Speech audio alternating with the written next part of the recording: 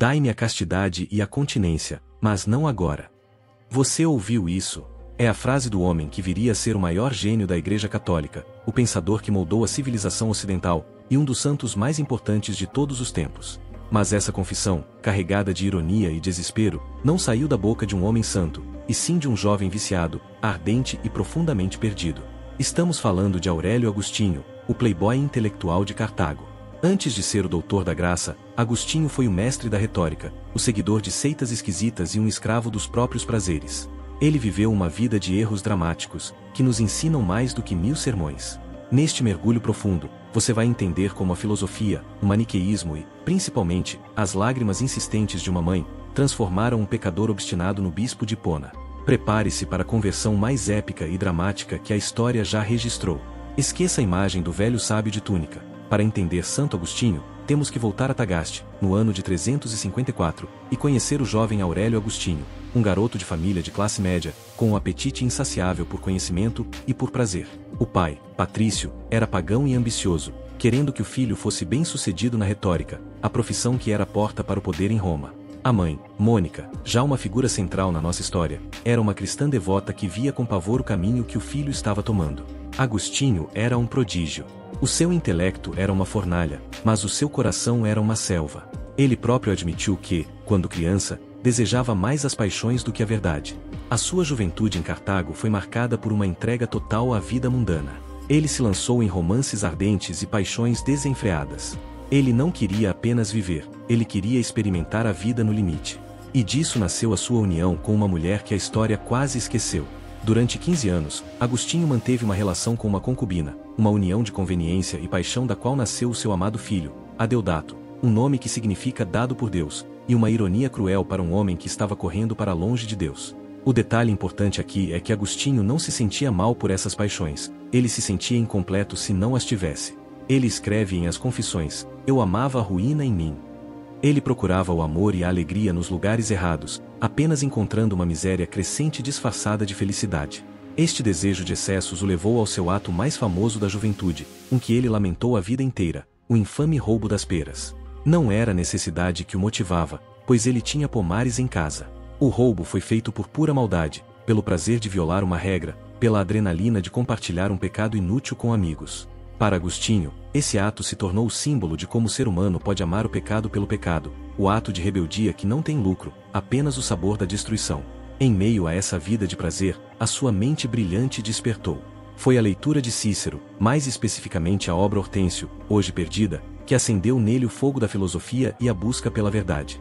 A partir daquele momento, o objetivo da sua vida deixou de ser apenas a retórica e a fama, e passou a ser a sabedoria.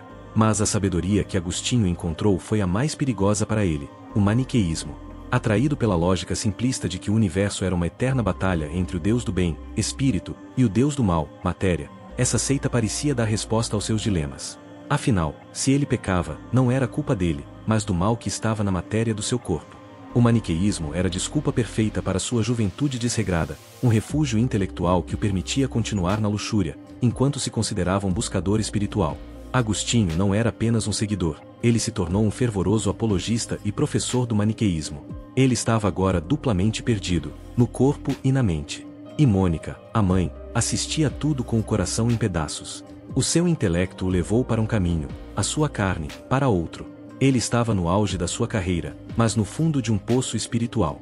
Agostinho se mudava de Tagaste para Cartago, e de lá, o mundo romano seria o seu próximo palco. Mas o palco que ele almejava era o de professor famoso, não o de um santo. O próximo passo seria a ascensão da sua carreira, e a queda das suas ilusões. Caramba! O fogo da juventude de Agostinho era intenso, não é? Um gênio escravo das próprias paixões. Mas a luta dele está apenas começando, e a conversão épica que prometemos está logo adiante. Se você está vidrado nessa história dramática de paixão e filosofia, não seja um maniqueu do YouTube. Deixe seu like e inscreva-se no canal agora mesmo. E preste muita atenção, lá no final deste vídeo, temos um fato absolutamente crucial sobre o legado de Agostinho que a maioria das pessoas ignora. Você precisa ficar até o último segundo para descobrir isso. Ative o sino para não perder nenhuma parte dessa jornada. Agora sim, vamos para a parte em que a paciência de Santa Mônica é testada ao limite. Agostinho era um sucesso em Cartago, mas o seu ego intelectual não cabia mais na província africana. Ele ansiava por prestígio e fama na capital do império. O palco que ele queria era Roma. A sua mãe, Mônica, no entanto, sabia que a mudança para a Europa significava distância física para ele, mas a proximidade espiritual com as grandes mentes da igreja. Ela o pressionava para se batizar e abandonar o maniqueísmo, aquela seita que dava desculpa perfeita para a vida desregrada de seu filho. Aqui temos o grande drama familiar, a fuga. Agostinho, cansado da constante repreensão da mãe e determinado a seguir os seus planos profissionais, usou de uma tática que é um clássico da juventude teimosa, o engano. Ele inventou que iria apenas se despedir de um amigo no porto antes de embarcar. Mônica, desconfiada, não o deixava em paz. Ele a convenceu a passar a noite rezando na capela de São Cipriano, e, enquanto ela estava de joelhos, ele subiu no navio e fugiu para Roma. Pense na dor dessa mãe.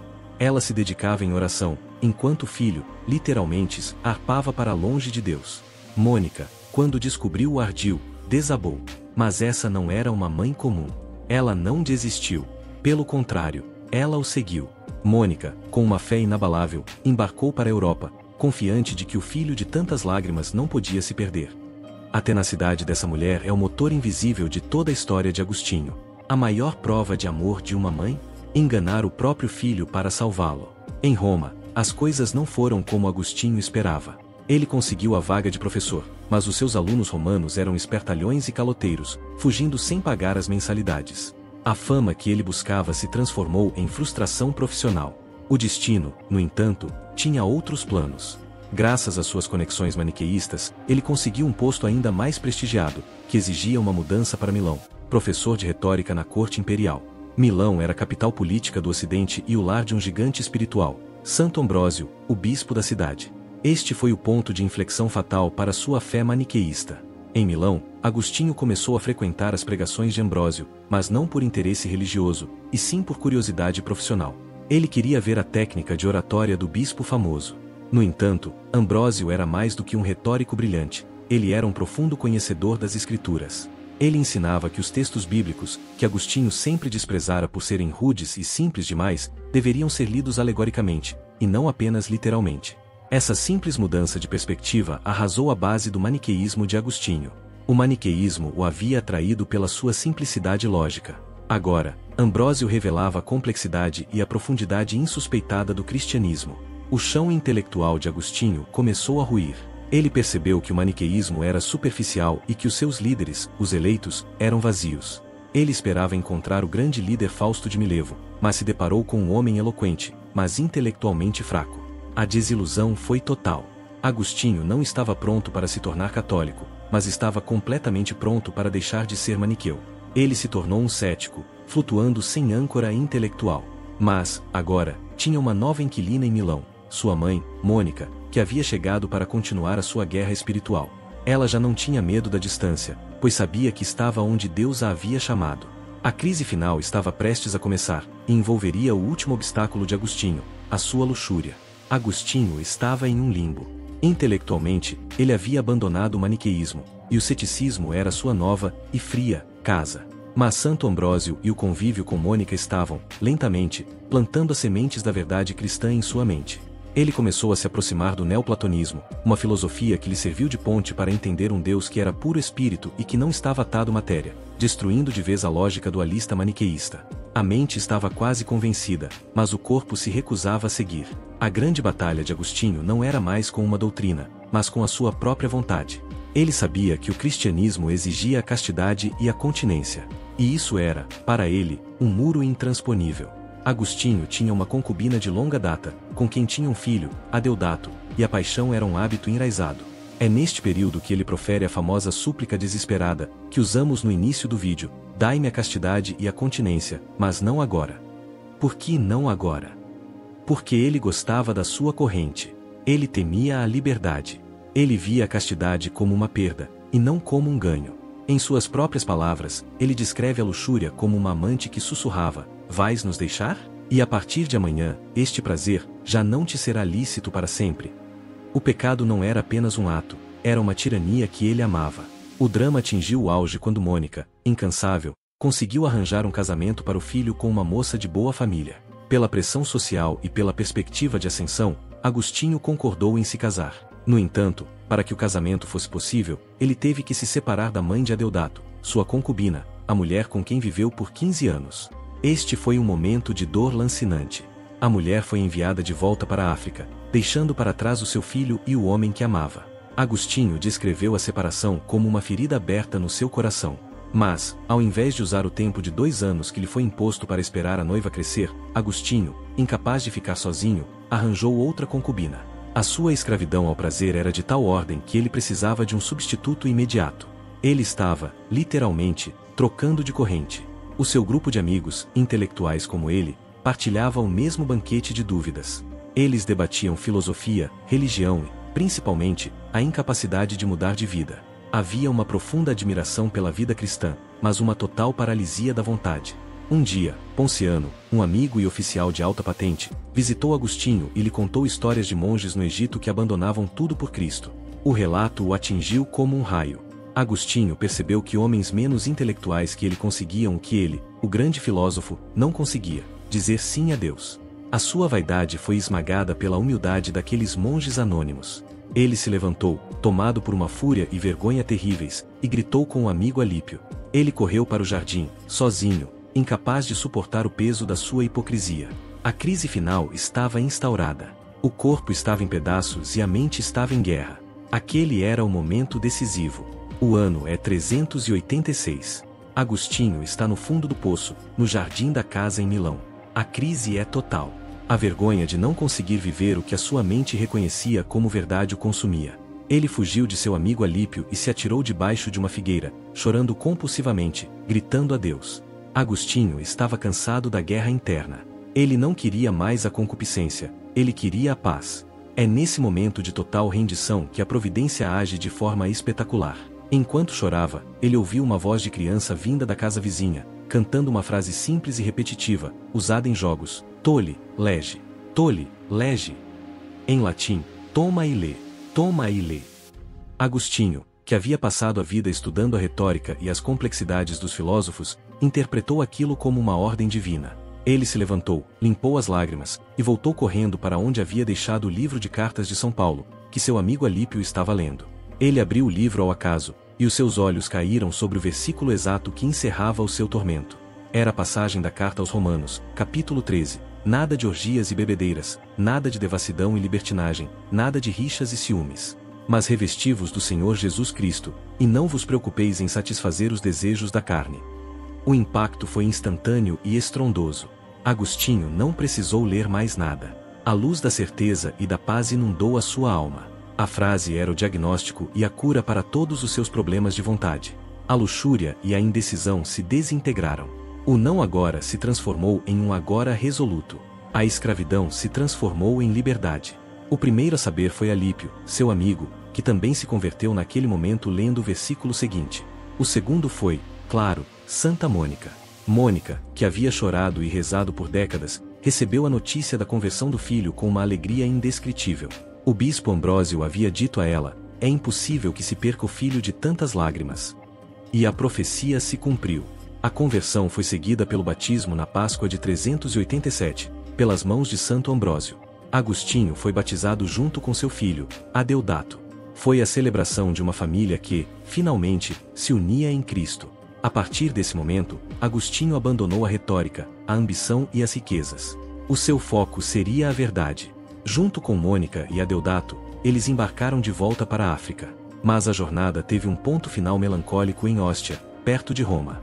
Em Ostia, Mônica adoeceu gravemente. Mas antes de morrer, ela e Agostinho tiveram um diálogo místico e profundo, onde compartilharam uma visão da eternidade, uma antecipação da glória celestial. Para Agostinho, a morte da mãe foi a confirmação de que a sua missão na terra estava completa. Ela o tinha gerado para a vida carnal, e agora o entregava à vida espiritual. Mônica se foi, deixando para trás um filho finalmente liberto e pronto para sua grande missão. O seu último grande professor havia sido a fé inabalável da sua mãe. A próxima parada seria a África. Mas Agostinho não voltaria como professor ambicioso, ele voltaria como o homem que Deus havia escolhido para reformular a igreja. Agostinho voltou para a África com um único objetivo: dedicar-se à vida monástica e contemplativa. Ele vendeu todas as suas propriedades, distribuiu o dinheiro aos pobres e fundou uma pequena comunidade monástica em Tagaste, junto com amigos e seu filho, Adeodato. Ele não queria mais os holofotes. Queria a simplicidade da vida dedicada ao estudo e à oração. Mas Deus e a Igreja tinham outros planos para o seu intelecto monumental. Durante uma visita à cidade portuária de Hipona, o povo o reconheceu. O bispo local, Valério, já idoso, era um grego com dificuldade em pregar em latim, a língua do povo e a especialidade de Agostinho. Em uma cena que soa quase como um sequestro espiritual, a população, em meio à missa, começou a gritar, exigindo que Agostinho fosse ordenado sacerdote. Agostinho, que chorou e se debateu, foi ordenado contra sua vontade. 5 anos depois, em 395, ele foi ordenado bispo de Hipona, tornando-se, de fato, a voz e o líder espiritual da região. De professor de retórica ambicioso e escravo da carne, Agostinho se transformou no incansável bispo que dedicava horas à pregação, à administração da diocese e, crucialmente, à escrita. É nesta fase que ele produz as obras que definiram a teologia ocidental por mais de 1000 anos. A primeira e mais pessoal é as Confissões. Este não é apenas um livro de memórias, é o primeiro livro de autobiografia psicológica da história. Ele não apenas narra os fatos, mas analisa suas motivações e o drama da sua alma, revelando as profundezas do coração humano. As Confissões se tornaram um best-seller atemporal, a narrativa definitiva da busca humana por Deus. A segunda obra monumental é A Cidade de Deus. Escrita após o saque de Roma pelos visigodos em 410, um evento que abalou a fé de todo o império, esta obra-prima defende o cristianismo e introduz a ideia revolucionária das duas cidades, a cidade terrena, dos homens, e a cidade de Deus, a Igreja e a eternidade. Ele essencialmente reformula a esperança. O destino final não é Roma, mas o céu. Como bispo, Agostinho se tornou um gigante na luta contra as heresias que ameaçavam a Igreja. Ele travou batalhas teológicas ferozes contra os donatistas, que pregavam que a validade dos sacramentos dependia da santidade do ministro, e não da ação de Cristo, e contra o pelagianismo, que negava a necessidade da graça de Deus, supervalorizando a capacidade humana. Foi na luta contra Pelágio que Agostinho se tornou o doutor da graça, defendendo que o ser humano, ferido pelo pecado original, precisa do auxílio de Deus para ser salvo. A vida de Agostinho se encerrou de forma dramática, no meio de uma crise militar. Em 430, os vândalos, povos bárbaros que invadiam o Império Romano, cercaram a cidade de Hipona. Com a cidade sitiada, Agostinho, já com 76 anos e doente, passou os seus últimos dias em oração, pedindo a Deus que protegesse o seu povo e não permitisse a queda de sua igreja. Ele morreu em 28 de agosto de 430, enquanto a cidade caía em ruínas ao seu redor. A sua vida é a prova de que nenhum erro é grande demais para a misericórdia de Deus. O jovem devasso e orgulhoso se tornou o farol intelectual da fé, a voz da graça e o filósofo do amor. Agostinho, de maniqueu a doutor, nos deixou uma biblioteca de sabedoria que moldou a Igreja, a filosofia e, ironicamente, até mesmo pensadores protestantes como Martinho Lutero, séculos depois. O seu legado é eterno. A história de Santo Agostinho é a prova viva e inegável de que o coração humano é inquieto até encontrar o descanso em Deus. De ladrão de peras a doutor da graça, a vida de Agostinho foi uma jornada de erros épicos, paixões intensas e uma busca intelectual que, no fim, só pôde ser resolvida pela fé simples. Ele nos ensinou que a luta pela santidade não é sobre a perfeição, mas sobre a rendição total no momento certo. E agora, a pergunta que não quer calar: se você pudesse mandar uma única frase para o Agostinho jovem, aquele que estava viciado em luxúria, filosofia vazia e orgulho, qual conselho você daria para que ele encurtasse sua jornada de sofrimento? Deixe seu comentário agora, porque a sua opinião é o motor do nosso canal. Curta este vídeo se você se sente inspirado pela conversão dele e, claro, inscreva-se no Santos Católicos. E não esqueça do fato crucial que prometemos: o maniqueísmo, a seita que Agostinho seguiu, não pregava apenas o dualismo entre bem e mal, ela proibia o consumo de vinho, carne e, pasmem, o casamento. Isso explica muito da luta de Agostinho, não é mesmo? No nosso próximo vídeo, vamos mergulhar no segredo por trás de outra figura gigantesca, um homem de silêncio e força que sustenta a Igreja, São José. Inscreva-se e ative o sino para não perder esse mergulho na fé.